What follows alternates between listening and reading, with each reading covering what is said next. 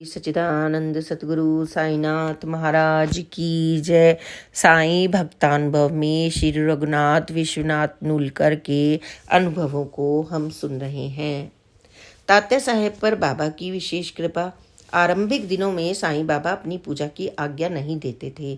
अगर उनके लिए कोई फूलों के हार लेकर आता तो वे उसे स्वीकार नहीं करते थे। बाद में निरंतर आग्रह करने पर उन्होंने अपने भक्तों को चंदन लगाने, फूल अर्पण करने और आरती करने की अनुमति दे दी। बाबा ने गुरु पूर्णिमा के दिन तात्या साहेब को सबसे पहले गुरु पूजा करने का विशेषाधिकार दिया था।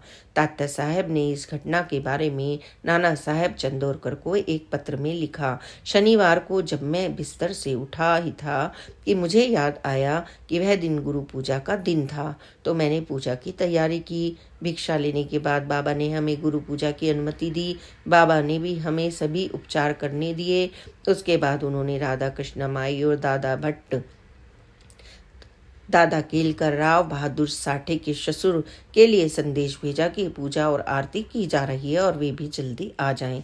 तब राधा कृष्णा माई ने अपनी पूजा भिजवाई और दादा अपनी पूजा की वस्तुएं लेकर पहुंचे। इस प्रकार तात्या साहेब नूलकर के साथ सामूहिक पूजा व आरती की रीति आरंभ हुई। बाद में मेघा और उसके पश्चात बापू साहेब जोग ने इस कार्य को संभाला। साईं बाबा और तात्या साहेब का परस्पर प्रेम व स्नेह अनोखा था। साईं बाबा तात्या साहेब को तात्याबा या महातरा बूढ़ा आदमी कहकर पुकारते थे। पूजा के समय कई प्रकार के व्यंजन अर्पित किए जाते थे। कभी कभी बाबा कहते, आज मुझे तात्याबा की पोली खानी है, और ऐसा कहते हुए पोरन पोलियों के ढेर से ठीक वही पोली उठा लेते जो तात्याबा के द्वारा लाई गई होती थी। तात्या साहेब के मन में एक बार यह इच्छा हुई कि उन्हें बाबा के पावन मुख से कुछ शब्द जाप करने के लिए मिले। बाबा ने ये जानकर एक बार तात्या साहेब के संतोष के लिए कुछ विशेष शब्द कहे, जिनका उन्होंने अंत तक जाप किया। तात्या साहेब के हृदय में एक और गहरी इच्छा थी कि बाबा उन्हें पूजा में रखने के लिए अपने हाथ से कोई वस्तु दे। अचानक ही दत्त जयंती के दिन रात को लगभग 9 बजे साईं बाबा ने एक आदमी तात्या साहेब को बुलवाने के लिए भेजा। यह आदमी अभी वाड़े तक पहुंच भी नहीं पाया था कि बाबा ने एक के बाद एक 2 और आदमी उसी काम के लिए भेज दिए, मानो उन्हें बहुत जल्दी हो रही हो।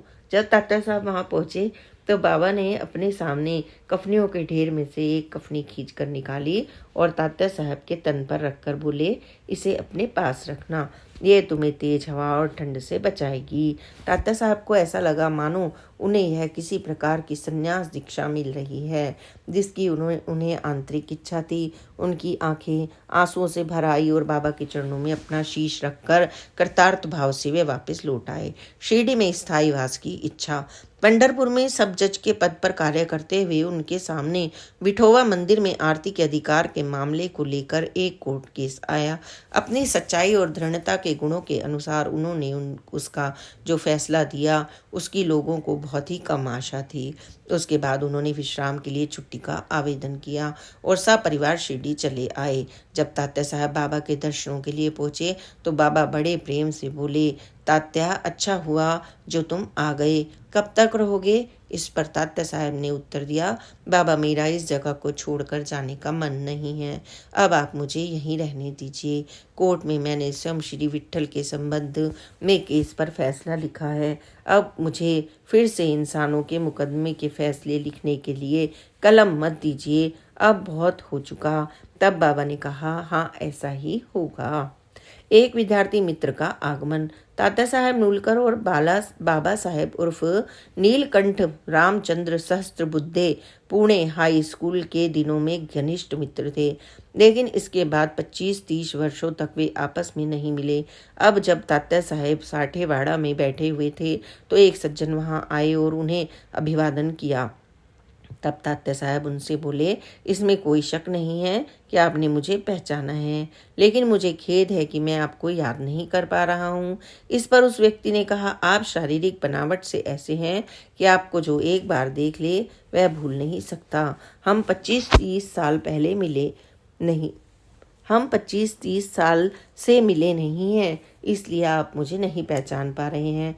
वैसे भी मेरे जैसे सैकड़ों लोग होंगे, फिर कैसे याद रखोगे? आप नीलकंठ सहस्त्रबुद्धे को पुणे हाई स्कूल से जानते थे।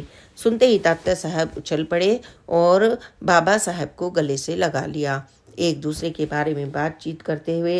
तब बाबा साहब ने तात्या साहब को बताया कि किस तरह नाना साहब चांदोरकर और काका साहब दीक्षित की जिद पर वे बम्बई से शिरडी पहुंचे, जिन्होंने न केवल बाबा साहब की यात्रा का किराया दिया बल्कि श्री माधवराव देशपांडे के नाम उनके लिए एक पर्चा भी दिया। इस पर तात्या साहब बोले, हम माधवराव देशपांडे को जरूर मिलेंगे, लेकिन अब तुम मेरे अतिथि हो और शिरडी में तुम्हारे ठहरने की व्यवस्था हो जाएगी।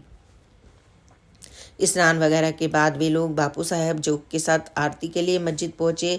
जब सहस्त्र बुद्धे ने बाबा को प्रणाम किया तो वे बोले, तात्या बा की सेवा करना। यही बात बाबा ने सहस्त्र बुद्धे को दूसरे और तीसरे दिन भी कही। बाबा साहब बार बार तात्या साहब के साथ मजाक करते, तुम्हारे गुरु की आज्ञा से मैं तुम्हारी क्या सेवा कर सकता हूँ। तात्या साहब ने एक बात गंभीरता से उत्तर दिया, उनकी आज्ञा का क्या मतलब है यह बाबा ही जानते हैं। जब समय आएगा तो हमें भी मालूम हो जाएगा।